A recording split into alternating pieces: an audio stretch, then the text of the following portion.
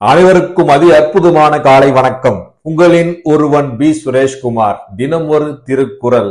இன்றைய திருக்குறள் அதிகாரம் ஊக்கமுடைமை. ஆங்கிலத்துல எனர்ஜின்னு சொல்லுவாங்க.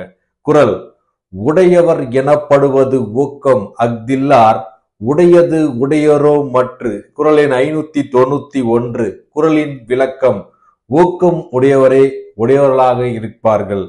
ஊக்கம் இல்லாதவர்கள் வேறு எது இருந்தாலும் உடையவர்கள் ஆக மாட்டார்கள் என்கிறார் வள்ளுவர். உதாரணத்துக்கு சொல்லணும்னா, ஊக்கம் இருப்பவர்கள் மனதில் உற்சாகத்துடன் எனர்ஜியுடன் நம்ம அந்த மனசுல ஊக்கத்துடன் செயல்படுபவர்களே உடையவர்களாக சிறப்பானவர்களாக கருதப்படுவார்கள். ஊக்கம் இல்லாமல், எதிலையும் சிறப்பு இல்லாமல், அது உற்சாகம் இல்லாமல், எனர்ஜி இல்லாம எந்த வேலையும் செய்பவர்கள் வேறு எது இருந்தாலும் சிறப்படைய மாட்டார்கள் என்கிறார் வள்ளுவர். அழகா சொல்லியிருக்கார் பாருங்க. ஊக்கமுடைமைனா எனர்ஜிங்க. நம்ம எந்த ஒரு செயலை தொட்டாலும், அது செய்தாலும், அது நம்ம எனர்ஜியுடன் ஊக்கத்துடன் செய்ய வேண்டும். அந்த ஊக்கம் தாங்க நமக்கு வெற்றியை கொடுக்கும்.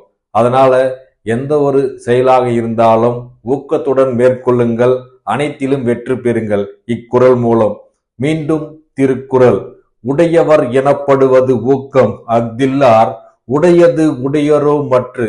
திருக்குறள் கற்போம், வாழ்வில் உயர்வோம். நன்றி, வணக்கம்.